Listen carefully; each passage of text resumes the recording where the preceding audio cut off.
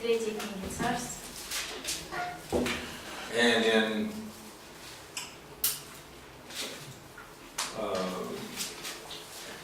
chapter 7 we have the construction, or chapter 6 we have the building of the temple. В 6 главе постройка храма. Okay, and in verse 37, in the 4th year the foundation of the house of the Lord was laid. 37. Основание храма Господа было заложено на 4-м году. And in the 11th year, На 11-м году the house was finished in all its details. храм был завершен в соответствии со всеми замыслами. So it was 7 years in building. То есть 7 лет стройка. Okay, now it says that it was finished according to all its plans. Сказано, что завершен он был в соответствии со всеми замыслами о нем.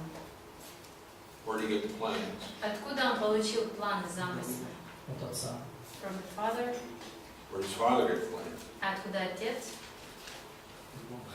From God.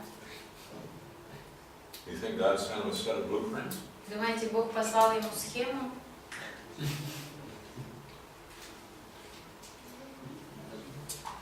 Okay, Как у Езекииля, там все четко. Just like in Ezekiel, everything is specific. yes, everything is specific. And why is it specific? А почему все четко, детально? Let's go to 1 Chronicles chapter 28. Давайте откроем первую книгу Паралипоменон, 28.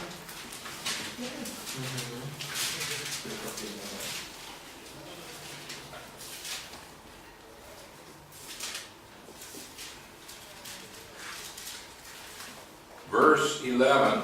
11 стих. I read that.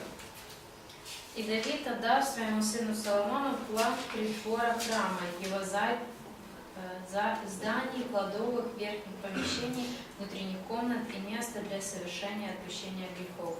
So it says David gave his son Solomon the plans. Сказано, Давид отдал своему сыну Соломону план. Verse 12, and the plans for all that he had by the Spirit. Он отдал ему чертежи всего, что у него, у кого-то есть дух там. У нас просто в дусі його, але з маленької букви. У него душа. What do they have? На душе.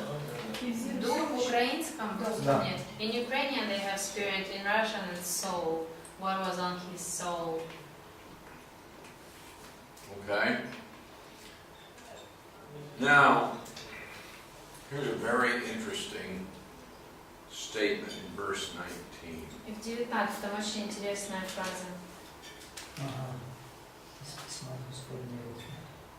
Все это, сказал Господь, заключено в плане, написано по указаниям, которые Господь сам дал мне, чтобы их исполнить. The Lord made me understand in writing.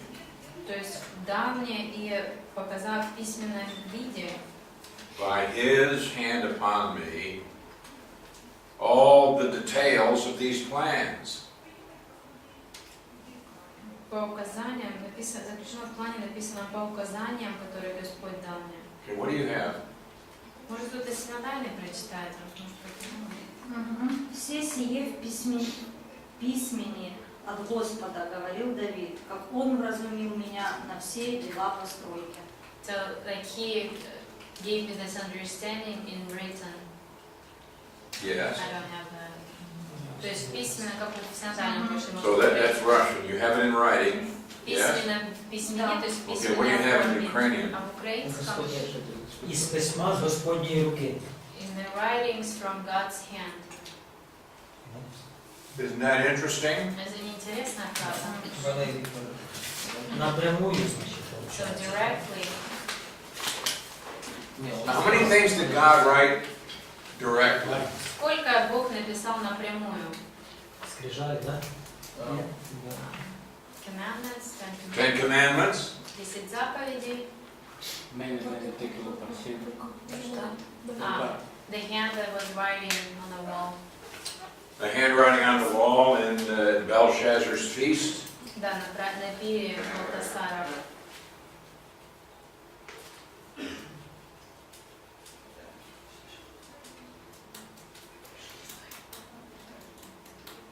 And we have here the plans for the temple. И здесь чертежи плана храма. We might also speculate that Moses had plans for the tabernacle. Также можно еще говорить о том, что, возможно, Моисей обладал чертежами для скинии. Okay, he made it according to plan, but we're not told the details about that like we are with the temple. Но сказано, что он сделал это по замыслу, но нету таких вот деталей, как о храме. Нигде не сказано. But there was definitely a plan for it. Но однозначно был предписан какой-то план для скинии. А как ковчег Ноя то же самое? What about the Ark of the Ark of Noah? I don't know. Можно уточнить. То есть вот эта фраза означает только то, что собственноручно мог Бог написать, или это может быть образным выражением? Потому что от руки Божьей очень часто в Библии есть такое выражение, которое означает не только собственноручно. То есть когда Бог как бы руководит, вдохновляет. Is this the only way to understand this phrase?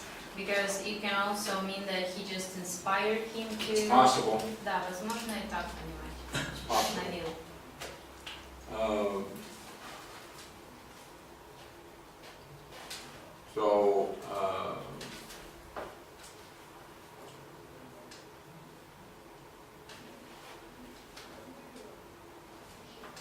In either case, no, it was God who designed this. В любом случае, получается, Бог разработал чертежи. It was His plan. Это был его план. So,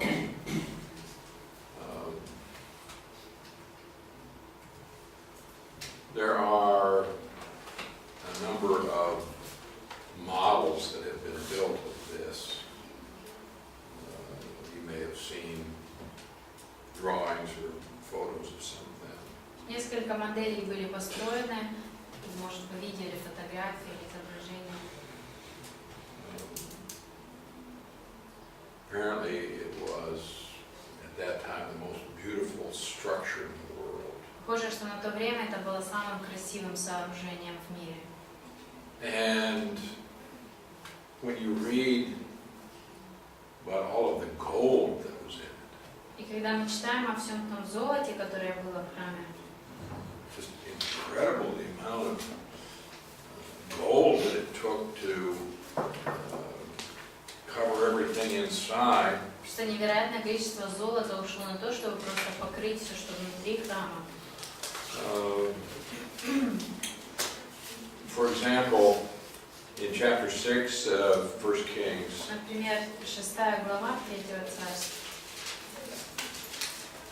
verse 19, he prepared the inner sanctuary, the most holy place. Он приготовил внутреннее святилище, то есть святое святых. Now this inner sanctuary was 20 cubits by 20 cubits by 20 cubits. Внутреннее святилище было 20 локтей в длину, 20 в ширину и 20 в высоту. Okay, how many meters is that? Сколько это метров? About 15 meters. Okay, about 15 meters. Now stop and think about Ну, this. подумайте. All right, so we should get Olga to draw this. I'm sure she does a great job. Нужно Глорию попросить нарисовать, она справится хорошо. Inside, Внутри we got 15, 15, 15. So, or 20. What do you have? 15 meters, that's what you said. Okay. So 15 by 15 Итак, 15 на 15, is 225, right? примерно 225. Okay. Now, he's going to put gold on everything. Now, we're going to have one open side. И золото будет везде, одна лишь сторона открыта. But he's going to have it on the floor and all the walls. Но и на полу, и на стенах. So we're going to multiply this times 5. То есть умножаем на 5. What is this number? The number of square meters, yes? Это квадратных метров сколько? So we multiply that times 5.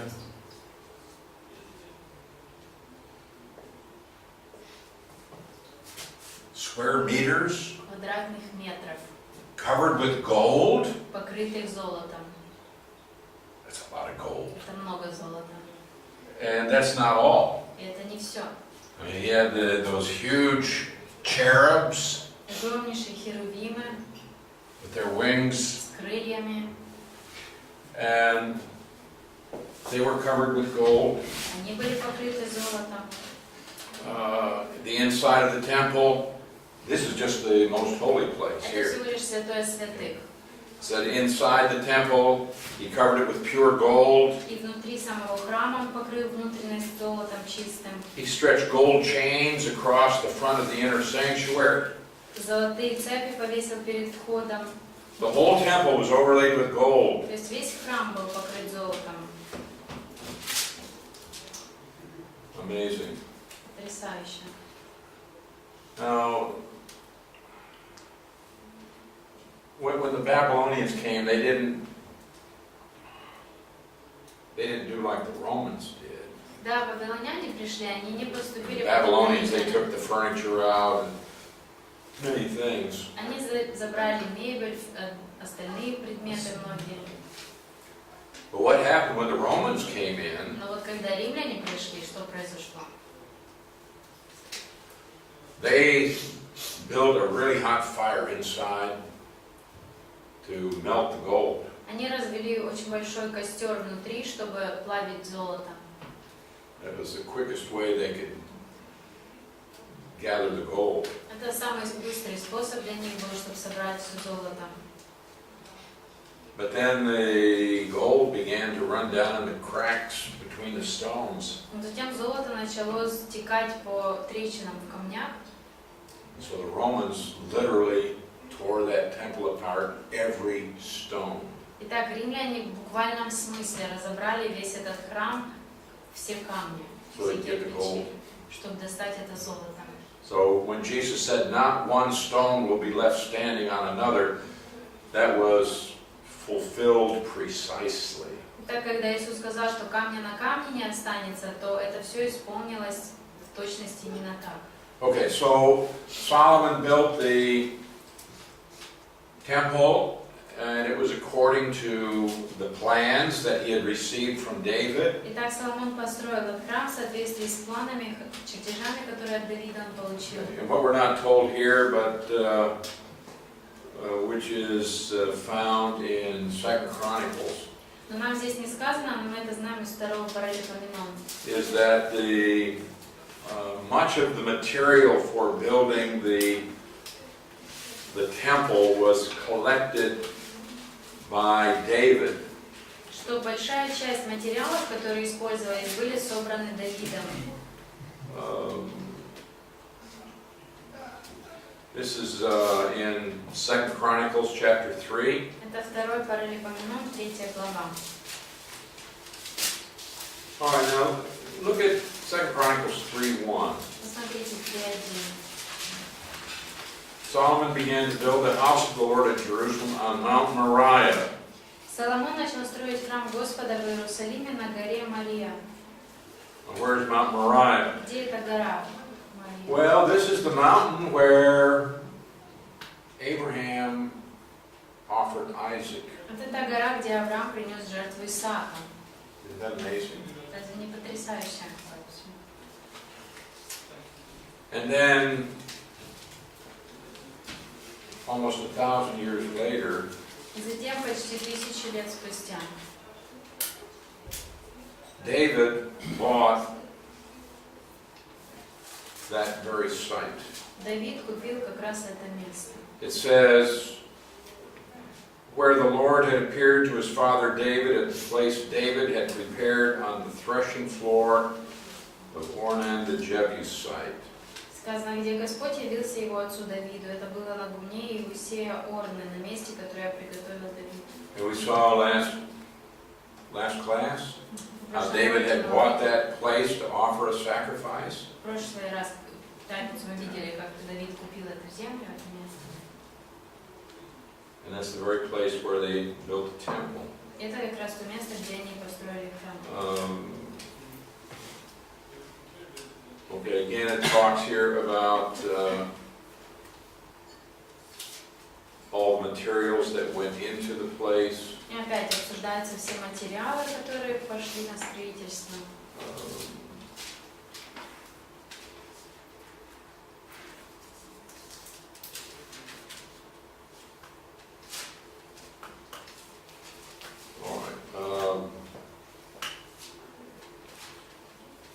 Let's go back to our place in 1 Kings. Давайте вернемся в Третье Царство.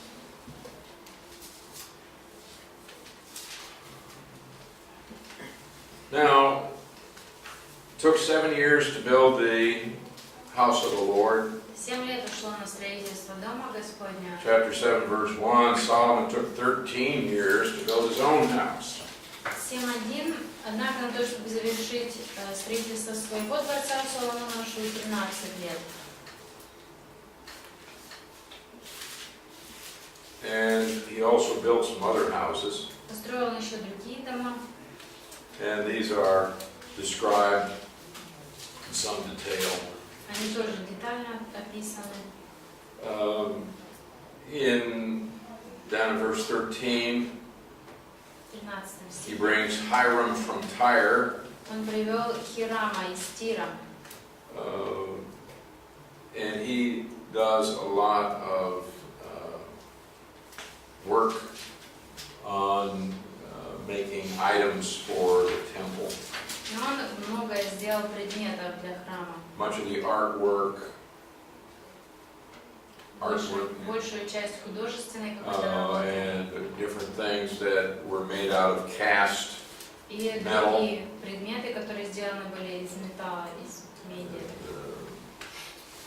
All right, in chapter 8, В 8 главе he's going to bring the ark from the place where it was at the tabernacle, and they will bring it to the temple. он приносит ковчег из того места, где он был, хочет нанести его в храм. And so the priests will carry this, the Ark of the Covenant into the temple. Священники внесли ковчег завета в храм. If we look down at verse 9, it says there was nothing in the ark except the 2 tablets of stone which Moses put there at Horeb. 9 стих, посмотрите, в ковчеге уже ничего не было, кроме 2 каменных плиток, которые Моисей положил в него у Харима. Now we know that originally there had been 3 things. Мы знаем, что изначально там было 3 предмета. 10 commandments, 10 заповедей, a golden pot of manna, золотой горшочек с манной and the rod of Aaron. и посох Аарона. Now what happened to those other 2 items? Что произошло с 2 остальными I don't know предметами? if the Philistines took them Не or знаю, what может, happened. филистимляне взяли их. But by the time Solomon built the temple, all we have left in the ark would be the 10 commandments. Но в том времени, пока Соломон построил храм, лишь остались 10 заповедей там. All right, so they carry the ark in and they set it up in the temple. Итак, они вносят ковчег, ставят его в храме. Verse 10, 10 it стих. came to pass when the priest came out of the holy place that the cloud filled the house of the Lord. Когда священники вышли из святого места, храм Господа наполнило облако. Therefore the priest couldn't continue ministering because of the cloud. И священники не могли совершать службу из-за облака, For the glory of the Lord filled the house of the Lord. потому что слава Господа наполнила его храм. Now this is what we call the Shekinah glory. Вот это то, что называется слава Шекина. You know this word? Вам известно это слово? What does it mean? Что оно значит? Явленное присутствие Божье. The revealed presence of God, Особенное. special. Okay.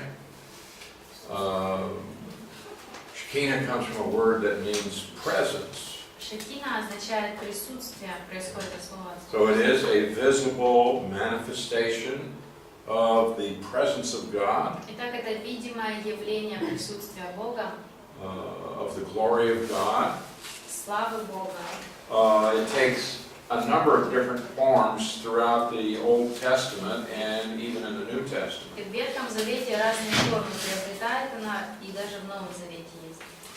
So that when the Lord appeared to Moses in the burning bush, that was an appearance of the Shekinah glory. Итак, когда Господь явился Моисею в горящем кусте, это тоже было вот этой славой Шекиной. There was a visible manifestation of the presence of God between the cherubs in the tabernacle. И было видимое вот такое присутствие Бога между херувимами в скинии. The pillar of fire and the pillar of cloud that led the Israelites in the desert, that was the Shekinah glory. И тоже столб огненный и облако, которое вело израильтян в пустыне, тоже это была слава Шекина. Oftentimes, this Shekinah glory is represented as a dark cloud. Часто вот эта слава Шекина представлена темным облаком. A dark cloud. Темным облаком. Usually we think of a white cloud, but Обычно мы often представляем себе белые it's облака. described as dark. Но часто она описана, что она темная. And so, in verse 12, Solomon spoke, the Lord said he would dwell in the dark cloud. Соломон сказал, Господь сказал, что ему по нраву обитать в густом облаке. And this need not necessarily talk about color. It could be dark in the sense that you can't see into it. И здесь не обязательно речь идет о цвете. Может быть, речь идет, что он темный, а может быть, что нельзя увидеть ничего через него. But it may mean dark in the sense that there's absence of light. Но может быть, означает именно темное отсутствие света. But this it says here that this cloud is the glory. Но сказано, что облако это и есть слава. So it's a manifestation of God's presence and His glory. Так это проявление Божьего присутствия и Его славы. I believe also that this is the star that led the wise men to Bethlehem. Я считаю, что этим же была и та звезда, которая вела мудрецов из Вифлеема. First, it caused them to go to Jerusalem, Сначала она привела их в Иерусалим, and then it led them south from Jerusalem to Bethlehem. и затем повела на юг от Иерусалима в Вифлеем. Okay? And it's something that came and stood right over the house where Jesus was. И это было чем-то, что пришло и находилось прямо над тем домом, где был Иисус. So this was not some star way out in the cosmos. То есть это не была какая-то звезда далеко в космосе. But it says it went before them, Сказано, что пред ними она шла. and it stopped over a specific house. И остановилась над конкретным домом. So it can't be a star in the То sky. есть это не может быть просто звезда в небе. Because I could look up and say, you know, there's a star exactly over my house. Потому что я могу посмотреть на нее и сказать, вот звезда прямо над моим домом. And somebody 1,000 miles away say, no, that star's over my house. А кто-то 1000 миль от меня скажет, нет, это звезда над моим домом. If you've got wise men trying to figure out which house, they're going to be confused. Так, если вот эти волки пытаются определить, в какой дом идти, то они трудно было бы им определить. So, I think it's the Shekinah glory. Я считаю, что это была вот эта слава Шекина. All right, so God reveals that now His presence is in this temple. Итак, Бог являет им, что теперь Его присутствие будет в этом храме. It's a very definite manifestation, Очень определенное такое явление, проявление, very specific. очень конкретное.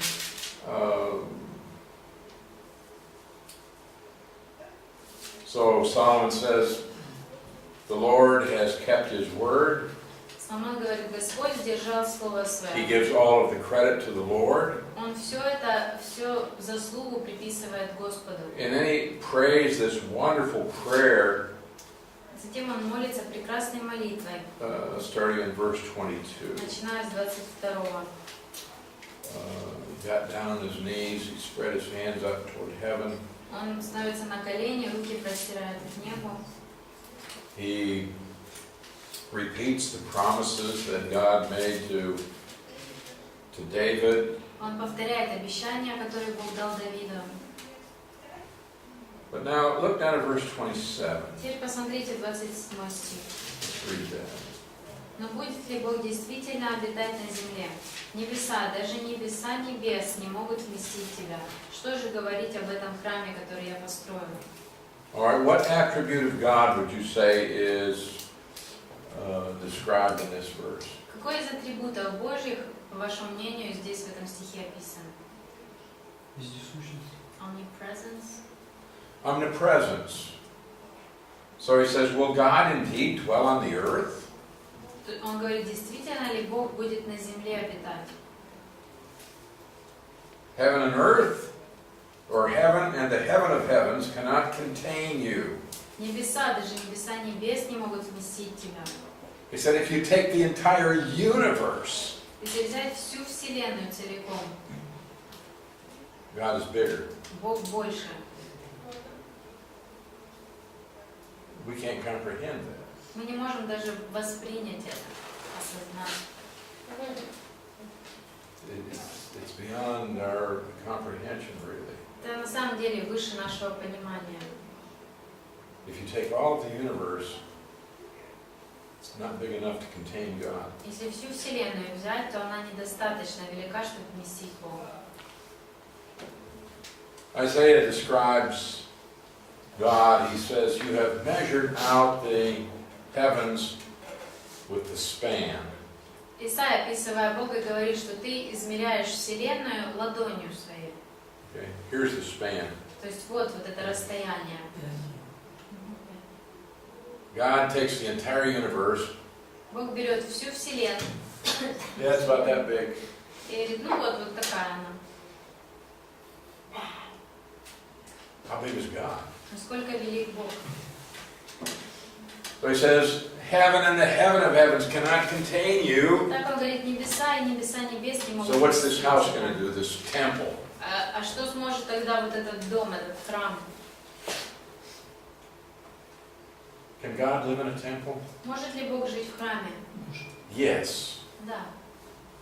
In that he can manifest the fact that he is present there. В том смысле, что он может проявить свое присутствие там.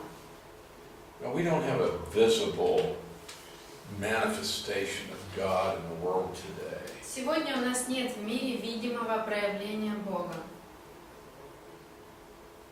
Except as he indwells the believer and indwells the church. Разве что то, как он обитает в верующих и в церкви. But as far as there being a light or a cloud or something else to show that God is here, we don't have that today. Но вот так, чтобы было какое-то облако или свет или еще что-то, вот такого сегодня у нас нет. All right, now Solomon goes on with his prayer. Вот Соломон продолжает эту молитву. He said, you're going to hear the prayers that are offered. Ты услышишь молитвы, которые приносятся. But he uses a curious expression. И вот интересное выражение. He talks about praying toward this place. Он говорит о молитвах по направлению к этому. In verse 30, 30 стих. may you hear the supplication of your servant, of your people Israel, when they pray toward this place. Услышь мольбу твоего слуги и твоего народа Израиля, когда они станут молиться, обращая свой взор к этому месту. What does that mean, pray toward this place? Что означает молиться, обращая свой взор к этому месту? У нас молиться на месте все. In their translation, it's praying in this place. Praying in this place. Okay, what do you have in the Ukrainian? В украинском у вас как сказано? На этом месте, на темном месте. In this place. In this place, okay. In this place.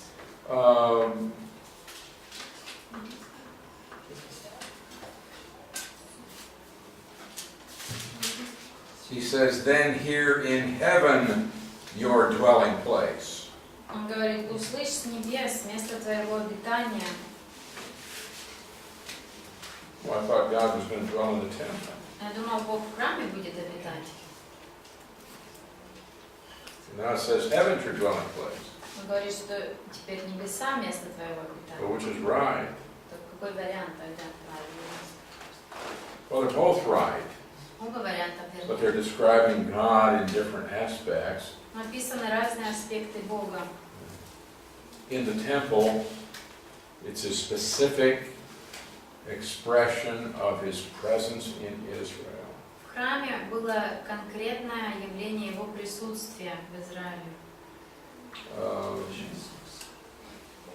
And we find this expression several times. И мы несколько раз находим эту For фразу. example, at the end of verse 33, Например, в конце 33-го. when they turn back to you, confess your name, pray and make supplication to you in this temple, then hear in heaven. Но обратиться к тебе, исповедуя твое имя, молясь и вознеся мольбы пред тобою в этом храме. Услышь с небес. Okay.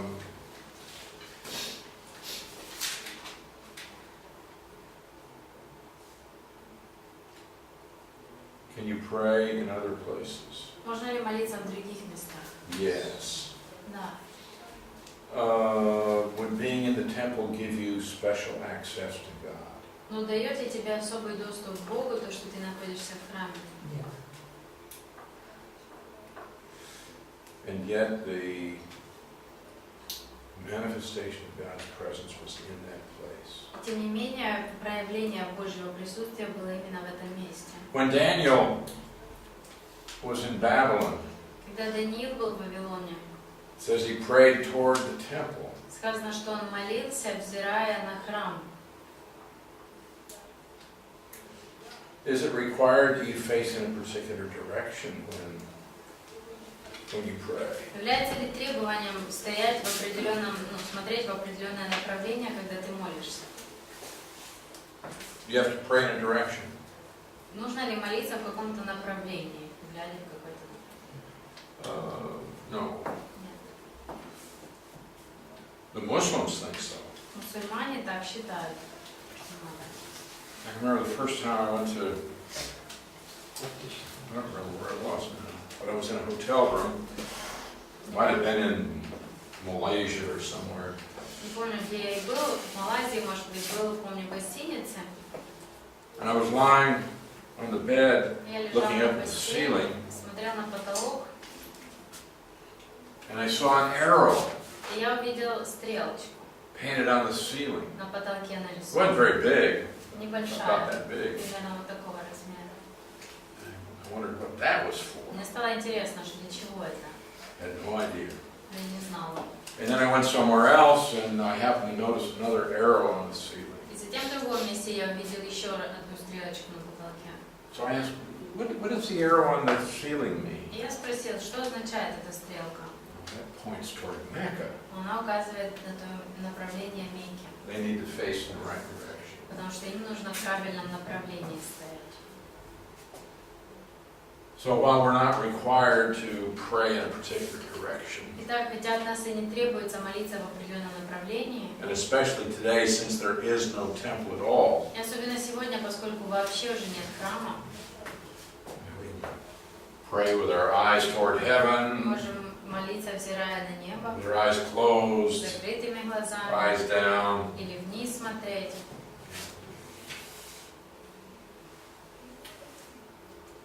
But here, we see that God, while He had a presence that manifested itself in the temple, that it's not restricted to that one place. Мы видим, что хотя и было явлено присутствие Бога в храме, Он не ограничен этим одним местом. We have an interesting expression.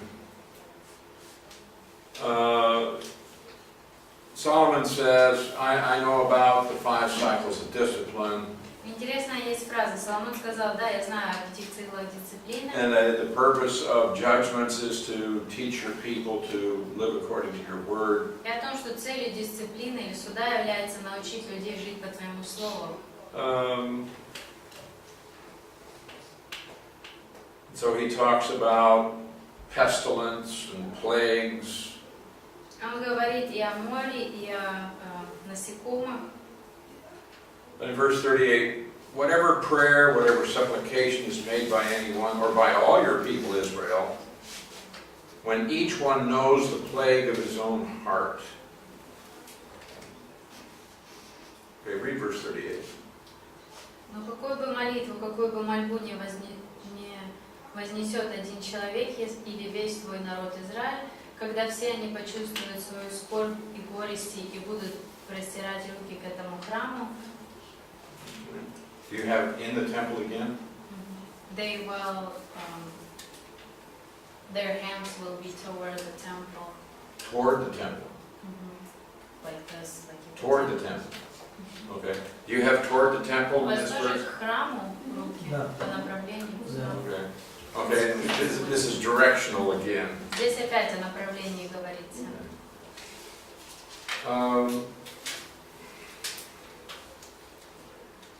So do you have to hold your hands out toward the temple? Означает ли, что нужно руки простирать к храму?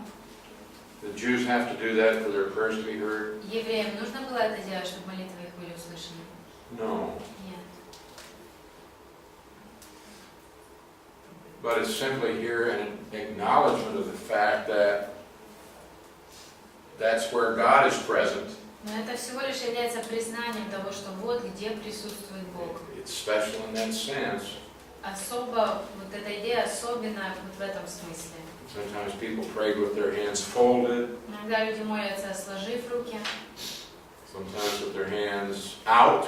Иногда, наоборот, выставив руки Sometimes вперед. with their hands up. Или вверх подняв. It's interesting for me to observe prayer posture. И мне интересно наблюдать, в каком положении люди молятся. People in different cultures do different things while they pray. В разных культурах по-разному люди поступают в молитве. Among the Kazakhs, Среди казахов, when they pray, когда они молятся, they always do this. они вот так всегда делают. I've seen people pray like this, Вот так я видел, что люди and молились. this, Так, different things. по-разному. But I asked these Kazakhs, why do you do И this? я спросила их, почему вы вот так вот делаете? So we can catch the blessing. Чтобы их what? Catch the Чтобы blessing. словить благословение. When God brings down the blessing, we want to catch it. Когда Бог будет посылать благословение, мы хотим его словить. Interesting. Интересно. But I find interesting here this expression, when each one knows the plague of his own heart. Мне интересна фраза, когда все они почувствуют, каждый почувствует свою скорбь и горести. What do you have? Простите, что это синодальный или правильно. Усяка молитва, усяке благання, що буде від якої людини чи від усього народу Твого Ізраїля, коли кожен почує рану свого серця На них похоже і на простягне руки свої до цього храму. They have wound of his heart. Бедствие всегда. Бедствие? Is that it? The word means a plague, a disease. Означает, может, что слово или бедствия какие-то, или болезнь. Бедствие в сердце свое. Духовное бедствие.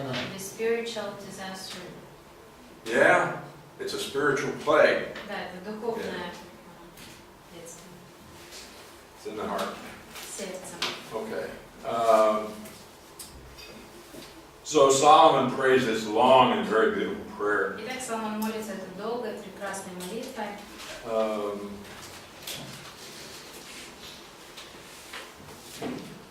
In chapter 9, В 9 главе he talks again about the covenant that God made with David. опять речь идет о завете, который Бог заключил с Давидом.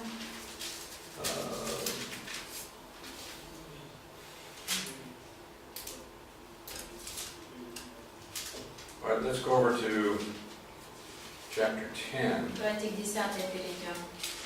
Here we see Solomon violates the commandment about multiplying wealth. Здесь мы видим, что Соломон нарушает заповедь о том, чтобы не умножать богатство. Oh, no, let's go up to a couple verses before that, chapter 9, verse 26. Давайте еще пару стихов из предыдущей главы, 26 стих. It says, King Solomon also built a fleet of ships at Ezion-Geber, which is near Eilat, on the shore of the Red Sea. Сказано, еще царь Соломон строил корабли в Эцион-Гавере, что рядом с портом Яффа в Эдоме. And the city of Eilat is still there today. It's a very beautiful resort city. Have you been there? И вот этот город еще по-прежнему существует, очень красивый курорт Лав. Eilat. Anybody been there? Кто-нибудь был там?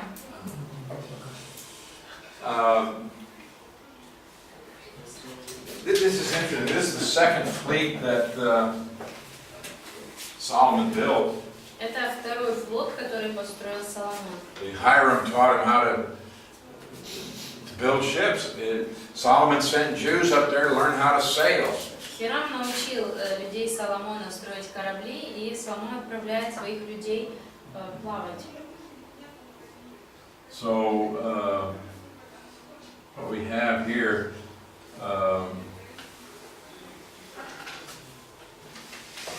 is here's the Sinai Peninsula. Здесь Синайский полуостров, Over here is Egypt. здесь Египет. And here is the city of Eilat. Вот здесь этот город Лав.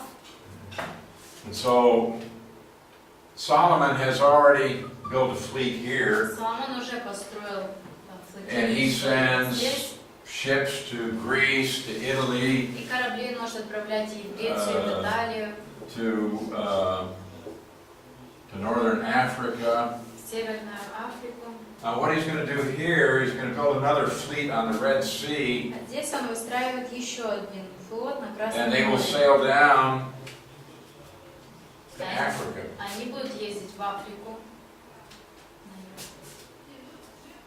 And it was Solomon that built the first two navies for Israel. И Соломон первым выстроил два флота для Израиля. So in verse 27, Hiram sent his servants with the fleet, seamen who knew the sea, to work with the servants of Solomon. 27. Хирам послал с кораблями своих людей, моряков, которые знали море, вместе с людьми Соломона. So this man was teaching the Jewish guys how to sail. Так эти люди учили евреев, как быть моряками. Then they went to Ophir and acquired 420 talents of gold from there. Они отплыли в Афиры, привезли оттуда 420 талантов золота. So what are they doing with this fleet? Так что он делает с помощью этого флота? It's for trade. Он для торговли.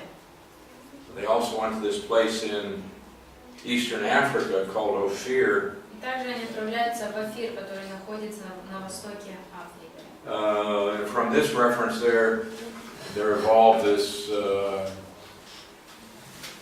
story about the fact that King Solomon had gold mines in that part of Africa. Вот отсюда и начались те истории о том, что у Соломона были золотые, где они откапывали золото вот в этой местности. And a lot of people have gone looking for those gold mines of Solomon. И многие люди отправлялись туда, в эту местность, в поисках вот этих раскопок золота.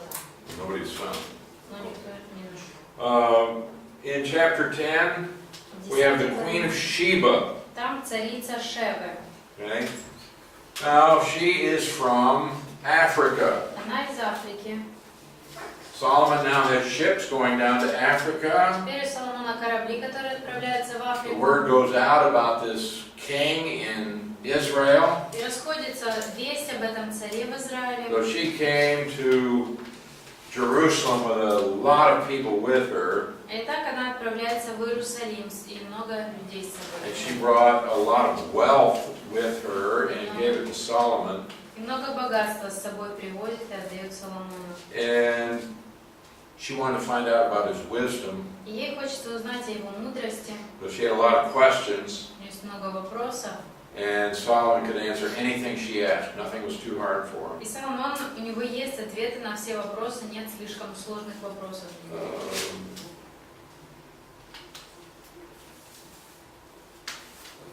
So now, down in verse 16, Теперь в 16 стихе Solomon made 200 large shields of hammered gold, 600 shekels of gold in each shield.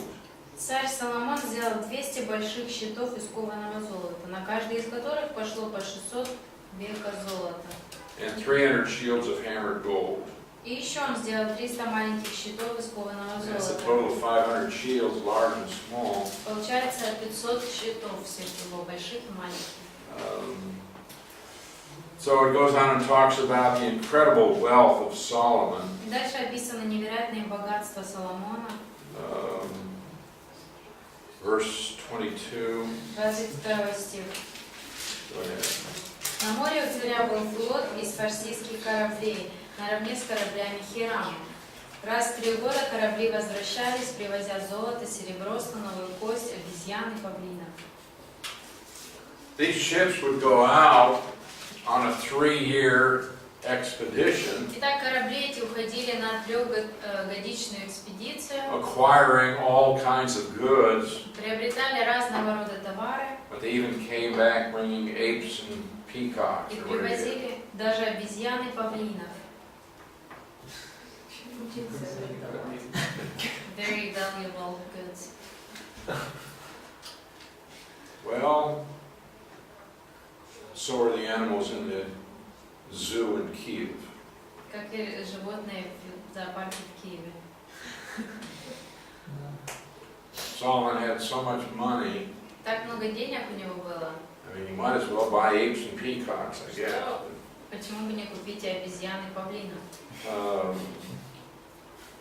So Solomon was richer Так Соломон был богаче than all the kings of the world, всех царей земли. surpassed them in riches and wisdom. И он превосходил их богатством и People мудростью. came from all over the world to hear his wisdom. Люди со всего мира приходили, чтобы And послушать. everyone who came brought gifts of silver and gold and other things. И всякий приходящий приносил дар серебра, золота и других вещей. But in verse 26, Solomon gathered chariots and horsemen. 26 Соломон приумножал количество колесниц и коней. He had 1,400 chariots, У него было 4400 колесниц, 12,000 horsemen. 12 тысяч коней. But in Deuteronomy 17:16, it says, "The king shall not multiply horses for Но himself." во Второзаконии 17:16 сказано, что царь не должен умножать колесницы, коней. Or wealth, or women. Или богатство, или женщин. Well, Solomon didn't keep that commandment. Вот Соломон не сдержал. Chapter 11, Solomon loved many foreign women, 11 глава. Соломон любил много других чужих as жен, well as the daughter of Pharaoh. как и кроме дочерей фараоновых. So he's got Moabites, Ammonites, Edomites, Sidonians, Hittites. Итак, у него были моавитянки, аммонитянки, змеянки, сидонянки, хиттеянки. From the nations of whom the Lord had said, "You shall not intermarry with them." Они были из тех народов, о которых Господь сказал: «Не роднитесь с ними браком, For they will surely turn your hearts after their gods. потому что они непременно обратят ваше сердце к своим богам». This is, oh, Solomon loved these women. Сказано, что Соломон любил очень много других женщин. 700 wives, 700 жен, princesses, принцесс 300 concubines. и 300 наложниц. What do you do with 1,000 men? Что делать с 1000 женщин?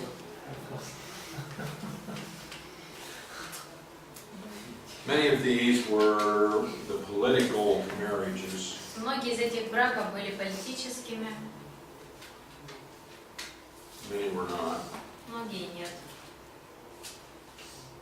But it says that when Solomon was old, his wives turned his heart after other gods. Сказано, когда Соломон состарился, жены обратили его сердце к чужим His богам. heart was not loyal to the Lord his God. И оно перестало быть полностью преданным Господу его Богу. See, his father David had committed some bad sins. Отец его, Давид, совершил несколько страшных грехов. But David's heart was always loyal toward the Lord. Но сердце его всегда было предано Господу. But Solomon Но Соломон, was not loyal to the Lord. он не был преданным Господу. So it says he went after Ashtoreth, the goddess of the Sidonians, Сказано, он пошел за Астартой, богиней Сидонян, Milcom, the abomination of the Ammonites, и Милхомом, аммонитянской мерзостью. In verse 7, Solomon built a high place for Chemosh, the abomination of Moab. 7 стих. Построил Соломон святилище Хамосу, омерзительному богу Моава. He did that up on the Mount of Olives. Построил на Масличной горе. And for Moloch, the abomination of the people of Ammon. И Молоху, омерзительному богу аммонитян. He did likewise for all his foreign wives, То же самое он сделал для всех чужеземных жен, who burned incense and sacrificed to their gods. которые возжигали жертвенные благовония. So now this wise man who had built the temple of God Так вот этот мудрый человек, построивший храм is Богу, now building structures for the worship of false gods. теперь возводит какие-то строения для поклонения лжебогам. And these false gods are just horrible, immoral, Эти cruel gods. лжебоги, они просто ужасные, аморальные, нечестивые боги. And it wasn't simply that Solomon allowed his wives to practice their religion, but he also became involved in their idol worship. И не только он позволял женам своим поклоняться им, но он также и сам занимался этим идолопоклонением. You can have every advantage in the world given to you by God. Итак, у тебя может быть всякое преимущество в мире возможное, которое Бог тебе дал. You can have wisdom, Может, у тебя и мудрость, you can have и knowledge, знания, you can have anything you want, money, все, что ты fame, хочешь, может быть и деньги, и слава, power, власть. but you still have to make your own decision about whether or not you're going to follow the Lord. Но при этом тебе все равно нужно самому решить, будешь ты следовать за Господом или нет. There are many believers who have been greatly blessed by God, И много верующих есть, которых Бог невероятно благословил, who follow in the steps of Solomon. которые последовали шагам Соломона.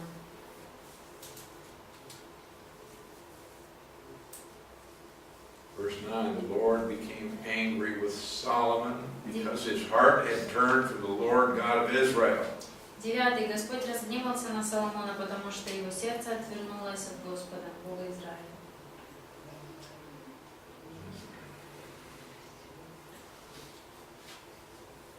God had commanded him, don't go after other gods, but he didn't keep what the Lord had commanded. Бог повелел ему, не иди за чужими богами, но он не сдержал этого. So God says, because you didn't keep my covenant, Господь сказал, раз ты не сохранил моего завета, I'm going to tear the kingdom away from you, я вырву царство от тебя, give it to your servant, отдам его одному из твоих подданных, but I'm not going to do it during your lifetime. но не во время твоей жизни это сделаю. But I am going to do it when you die. После твоей смерти я это сделаю. He says, but I'll give you, I'm going to tear the kingdom away, but I'll give you one tribe. So there will be Judah and Benjamin. Я вырву его из твоих рук, но я отдам одному колену, то есть будет Иудея и Вениамин. And so God brought judgment on Solomon Так Бог осуществил суд над Соломоном from the Edomites. от Идумиян. And so, while Solomon didn't take the kingdom, God didn't take the kingdom away from Solomon, nevertheless Solomon still was disciplined. И хотя Бог не забрал царство у Соломона, Соломон все равно потерпел дисциплину. Okay, go down to verse 26. Посмотрите 26 стих. Solomon's servant, Jeroboam, the son of Nebat, Слуга Соломона, Иеровоам, сын Навата, he rebelled against the king. он поднял мятеж против царя. So So it says in verse 28, he was a mighty man of valor, Сказано, что он был очень способным, and he's very industrious. и он очень хорошо исполнял работу на этой первой. So Solomon made him officer over all of the labor force of the house of Joseph. Он поставил его над всеми подневольными работниками из дома Иосифа. Now we have a prophet who shows up. Здесь появляется пророк. Ahijah, verse 29, the prophet Ahijah. Пророк Ахия. And this prophet took a new garment that he was wearing, И он одет был в новую одежду, tore it into 12 pieces. разорванную на 12 частей. Разорвал. And he said to Jeroboam, take 10 pieces for yourself.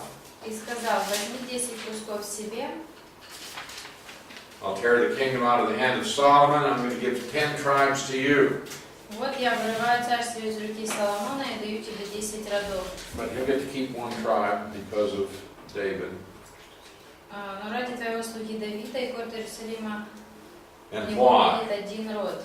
Почему? In verse 33, because they worship false gods. Почему? Потому что они поклонялись лжебогам. Verse 34, but I won't take the whole kingdom out of his hand because I've made him ruler all the days of his life for the sake of my servant David. Но я заберу из рук Соломона не все царство, я сделаю его правителем, во все дни его жизни ради Давида, слуги моего.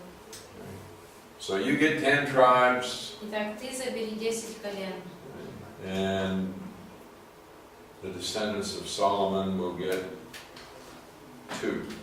а 2 колена получат потомки Соломона. Почему написано, что одно? Почему написано, что одно? Why does it say that one tribe? Why does it say 1 tribe? In 36, да? Да. Ну или где там, 32-й одно племя, And 15-й тоже одно племя. He keeps saying about 1 tribe. Well, who's asking this? You? You're the mathematician. Ты же математик. Okay, so you have Judah Так вот, Иудея plus 1 плюс 1. equals 2. Да. Okay. Я не понимаю. Синові твоєму, тобто він вже іудей, дасть одно плем'я Веніаміна. It's like saying, Все, я понимаю. I'll give you 1 person to go with you. Ты можешь сказать, я дам тебе одного человека, который пойдет с So how тобой. many will go? Итак, сколько пойдут? 2. All right. Спасибо.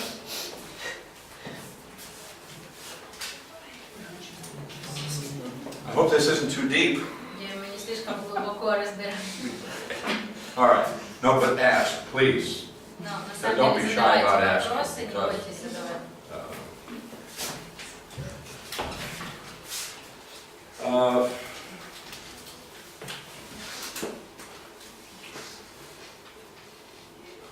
In verse 36, to his son I will give 1 tribe. Я дам один род его сыну. That makes 2. То есть 2 получается. That my servant David may always have a lamp before me in Jerusalem. Чтобы у Давида, моего слуги, всегда был светильник предо мной в Иерусалиме. What does that mean? Что это значит?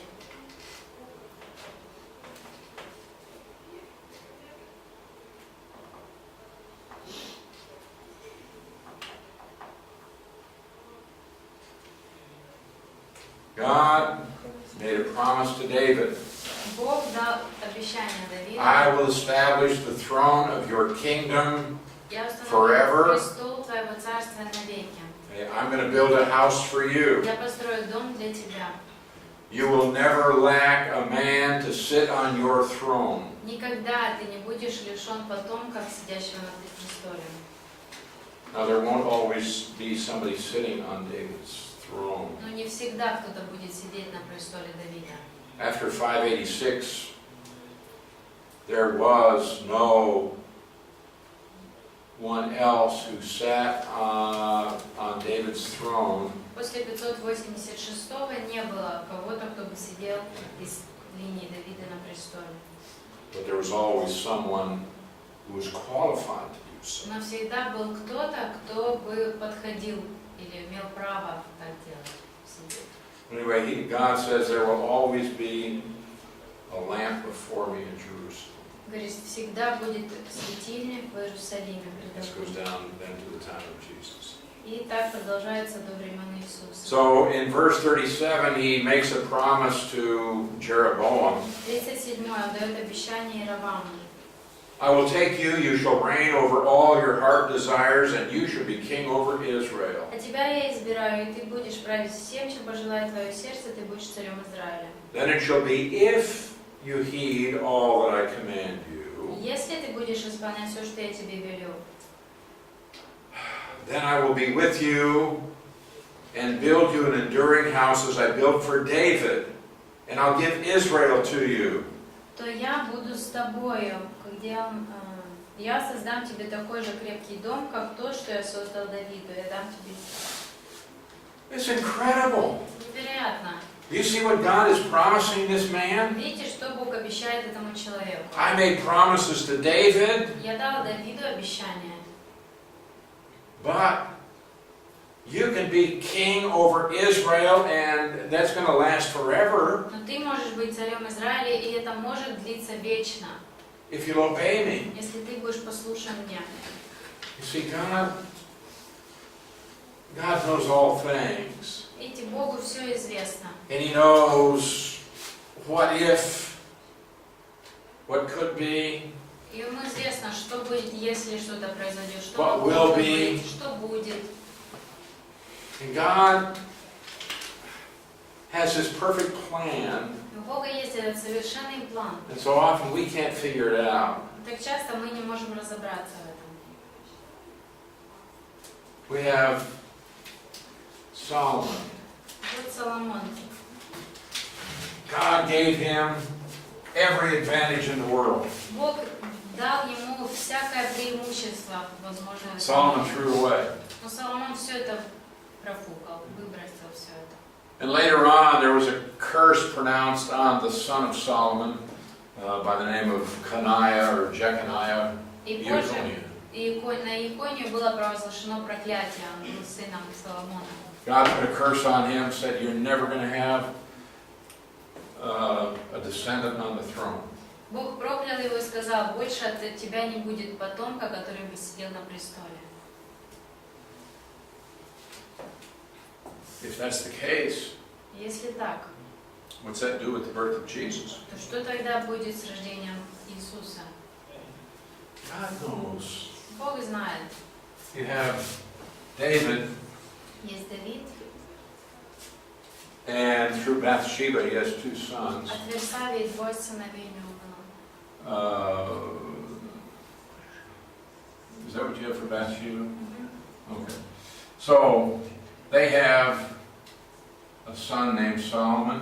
Итак, у них есть сын по имени Соломон, They have a son named Nathan. есть Нафан. Coming down this way, now God's going to take the kingdom away from Solomon. Итак, по вот этой линии Бог заберет царство You're going to come Соломона. down to Jeconiah, И доходя до Ихонии, and God's going to put a curse on him Бог проклинает его. and say, none of your descendants are going to sit on the throne. И говорит: и твои потомки на престоле не будут сидеть. If you trace his genealogy, Если проследить дальше, it comes down to Joseph, то доходим до Иосифа, the husband of Mary. мужа Марии. Now, when you follow this line, Если проследить эту линию from David to Solomon, от Давида к Соломону down to Joseph, и до Иосифа, Joseph has a legal right to sit on David's throne. Юридически Иосиф обладает правом восседать на престоле. He's the direct descendant of David through Solomon. Он прямой потомок Давида через Соломона. But of course, God cursed Jeconiah. Но Бог же проклял Ехонию. But now we also have this other son, Nathan. Также есть другой сын Нафан. We never hear about this son, Nathan. Об этом сыне мы практически ничего не слышим. We go down through the genealogy И если мы проследим его родословие, until we come to Mary. то мы доходим к Марии. She is a direct descendant of David through Nathan. Она прямой потомок Давида через Нафана. Jesus is born of Mary. И Иисус родился от Марии. And so Jesus can fulfill all of the promises that God made to David. Итак, Иисус может выполнить все те обещания, которые Бог дал Давиду. So coming down this way, Jesus has the legal right to the throne. Итак, по этой линии у Иисуса юридическое право на But престол. coming down this way, По этой линии he has a birthright. у него право от And he can рождения. fulfill all of the promises without any of the curses. И все обещания он может исполнить без всяких проклятий. God knows. Бог знает.